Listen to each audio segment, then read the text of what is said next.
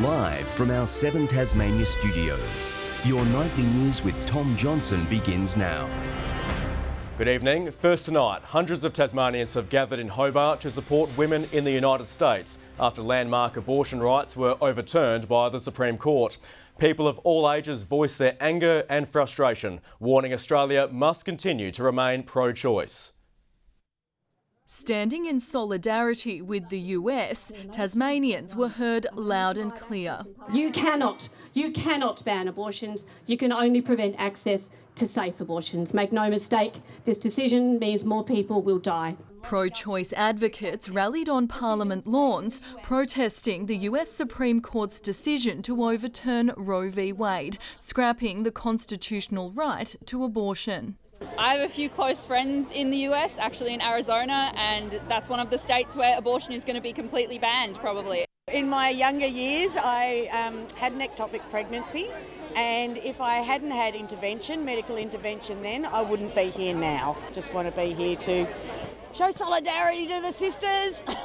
People of all ages and genders showing their support for reproductive rights. The reality in America reminiscent of a dystopian nightmare. It's an issue that directly affects women, but it affects us massively as well, and I think that's the big point to get across as well. It's not just women that get abortions, trans people of all genders get abortions too, and it's important to remember them in this fight. It was part of a larger movement across the country, thousands turning out in Melbourne, pro-life activists storming the parade. They stand for death, we stand for life. Hallelujah. Protesters here are equally outraged and concerned about the impact America's decision could have on the rest of the world and say it's a stark reminder to protect our freedoms here in Australia. It has been hard won over many generations and we can't feel too comfortable in our rights. We have to keep fighting for them and keep asserting that we won't let them go. That battle was felt in 2018 when the state's only low-cost provider closed its doors, leaving many women to access safe procedures in the public system. So we've had to work really hard to get access in the public system because that gives regionality, but the private access is pretty much only in the south of the state. So the more regional you are, the harder it is to access a service. That equity of access is right across Tasmania, in our public hospitals in the northwest, in the north and the south. And what is happening in the United States will never happen in Tasmania. Those in attendance today won't stand for anything less. Are we going to let that happen here? No! Ainsley Kosh, 7 Tasmania News. Police have identified a teenager wanted for 2 attempted armed robberies in Hobart. The 17-year-old approached staff at Woolworths in the CBD just after 4 o'clock yesterday, demanding money and threatening staff with a Stanley knife. No money was taken and the offender ran from the store when security approached him. An hour later, the youth entered Touch of Asia on Sandy Bay Road and stole cash. No one was injured. Police are yet to lay charges. 2 17-year-olds have received serious injuries after falling off a flat tray ute which rolled while being driven on sand overnight. A female has suspected spinal injuries, with a male receiving leg injuries. The driver and 2 passengers within the vehicle were not injured. The incident occurred on Moreland Beach at Wesley Vale. Investigations into the crash are continuing. Back home now, 2 women have passed away from COVID overnight, one aged in her 70s and another aged in her 90s, both from the state's northwest. Tasmania recorded more than 1,100 infections, with the total number of active cases standing at nearly 7,000. 47 have the virus in hospital, with 16 people being treated specifically for COVID and 5 people are in the ICU. Public Health is reminding Tasmanians to look out for each other and to follow COVID-safe behaviours. Concerns have been raised over a 40-year-old education institution's impending closure. Government funding for Launceston student works will cease and teaching positions are expected to be withdrawn by the year's end. This has changed lives and provided a future for people. It is a criminal decision of the government to do this. I can only imagine it's because their budget has in fact far more holes than they're prepared to admit. But the state government confirmed funding will continue until the end of 2022. The Department of Education is in discussions with the Student Works Board about what happens after. We certainly want to make sure that Student Works is providing a valuable contribution for the students who pass through it, something they can take with them beyond student works as well, and that it's a good fit to the broader curriculum of education right now. The facility started as a community-led response for disengaged youth, with other states now starting to use the model. The University of Tasmania has moved away from traditional entry pathways, and it's paying off. The education facility today announcing the Tasmanian Schools Recommendation Program is now its preferred entry method instead of ATAR and exam results. Moving away from what makes university so stressful and inaccessible for some. Allows students in Year 12 to apply for early entry into the university based on their preparedness for university study. Provided students complete Year 12, they'll already be accepted into university before sitting their end-of-year exams. It alleviated so much of the pressure that I was able to actually enjoy those last few months of school. There's so much stress and craziness going on around you that it's really nice to just know you've got a future set up. The successful program now in its third year. So we're getting better results from the cohort of students that are coming in through this recommendation program. So that's a really great vote of confidence. Last year, nearly 3,400 students applied for the program, making it now the main entry pathway for Year 12 leavers and attracting a greater diversity of students. We've had an uplift of 30% of students with disclosed disabilities, for example, who now feel that university is something that's accessible to them. The program developed out of COVID. During the pandemic, where there was a lot of disruption and indeed anxiety and anxious feelings amongst many students in terms of exams, the Year 11 and 12 study timetable, and that fear around access to university. Taking the pressure off students. Because everything doesn't hang on a number and the outcome of an exam.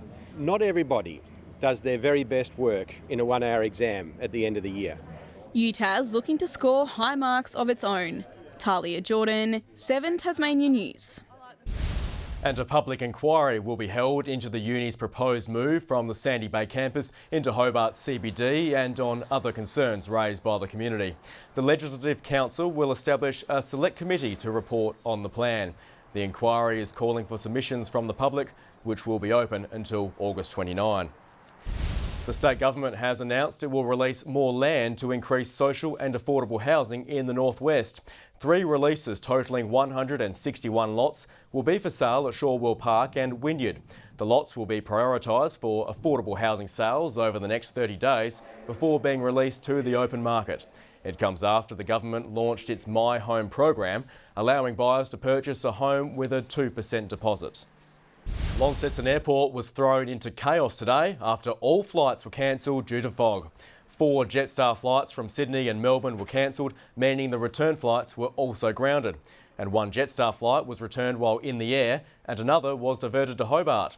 2 Qantas flights were also cancelled. Both airlines say they are working to help customers get home. Closer to home, Churchill Park was full of smiles this morning as more than 1,500 children were given a free soccer ball.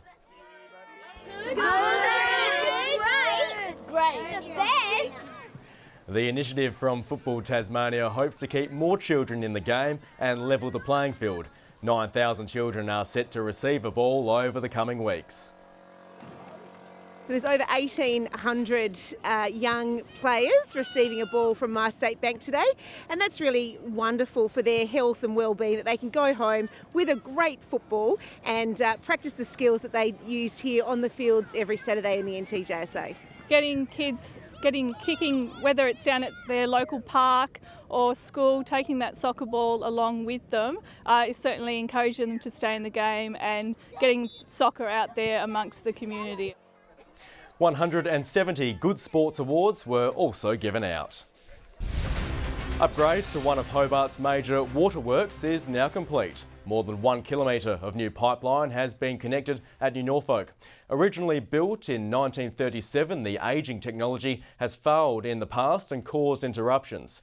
Taswater says the new infrastructure will increase reliability and supply 20% of customers in Greater Hobart. The no-interest loan scheme has announced it will increase loans for essential items from $1,500 to $2,000. The network says the decision was made due to the rising cost of living. NILS allows Tasmanians struggling to access credit to receive interest-free loans for white goods, medical expenses or car repairs. Kingborough has cemented its place in the top two with a hard-fought win over Clarence this afternoon. In other matches, Lauderdale edged out North Launceston at UTAS Stadium to move a game clear in third place, while Glenorchy's season hit a new low, conceding a whopping 237 points while scoring just one goal. Fresh off the bye, both the Tigers and the Roos had plenty to play for. The first quarter a goal fest, 6 to Kingborough, 4 to Clarence. The Roos fighting back in the second to level things up, but Kingborough always seemed to have an answer, leading by a goal at the main change. They broke away in the third, as the likes of Tyler Carter and Jordan Lane got their hands on the footy. 13 points up at three-quarter time, Kingborough faced a challenge, Clarence getting within 7 points early in the final term.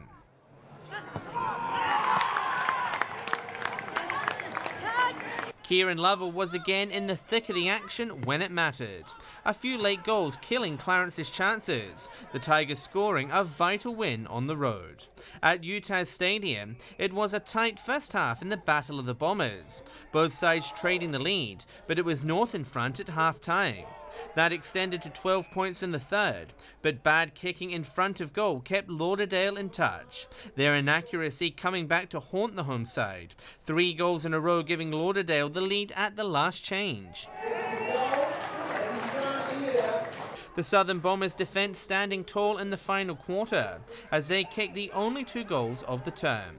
Lauderdale's finals chances getting a huge boost. And at KG5, it took Launceston 10 minutes to bring up their first goal, Joby Harper capitalising on a defensive error. From there, they banked home another 35 in a row, taking apart the young Magpies side in a devastating display. They cracked the ton by half-time and cruised past the 200-point mark in the final term. Glenorchy's Josh Meredith finally breaking the run just before the final siren. Full game, but can the Pies finally kick their first of the day? Josh Meredith puts it through the big stick, so they finally kick one. Small consolation on a tough day for this proud club. John Hunt, 7 Tasmania News. In the Tasmanian Netball League, Cripps kept its finals chances alive with a thumping win over Corana, 80 goals to 14 last night. Meanwhile, Arrow's top 4 hopes suffered a blow, going down to Kingston in a thriller. Leading at half-time, the Arrows looked set for a win before the match slipped away from them in the third as Kingston edged into the lead. The Blues holding on in the final term, scoring a 51-49 win. Both sides are now level on points, but Kingston has a game in hand.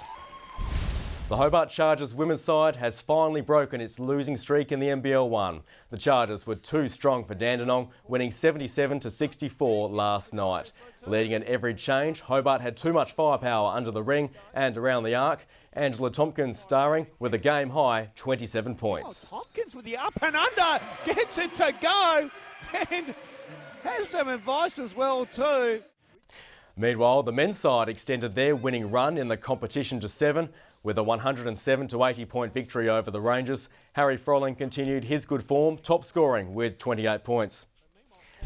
The NPL title is now Devonport's to lose after defeating South Hobart 2-1 at Darcy Street this afternoon. The Strikers took the lead just before half-time, pouncing on an indecisive South defence. That lead doubled in the second half after a horror mix-up off the back of a free kick. South Hobart managed to pull one back, but this year's Lacko Seljack Cup champion held on.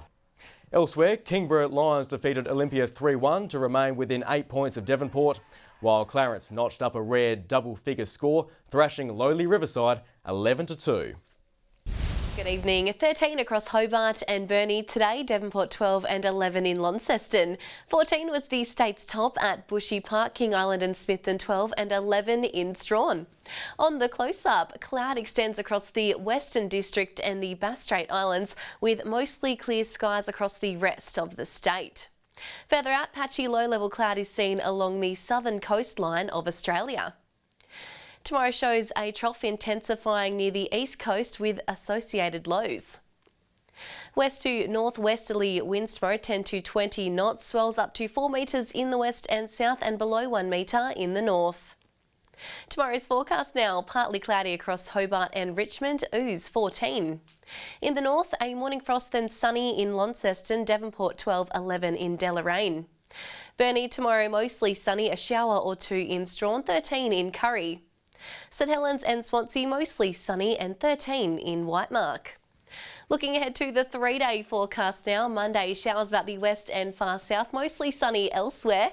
Tuesday the west and far south expecting showers, and Wednesday showers about the west, developing about the north during the day. Here's a look at the capital cities: 19 and sunny in Perth tomorrow, Adelaide cloud increasing and 21 in Brisbane. And currently Hobart 6 and mostly clear, Launceston 3 and Devonport 6 and clear. That's all in weather, Tom. Yeah, it's very cold indeed. Thanks for that, Jackie. Well, thank you so much for joining us this Saturday evening. We're off to the Gold Coast next for the footy. Have a great night and thanks for joining us.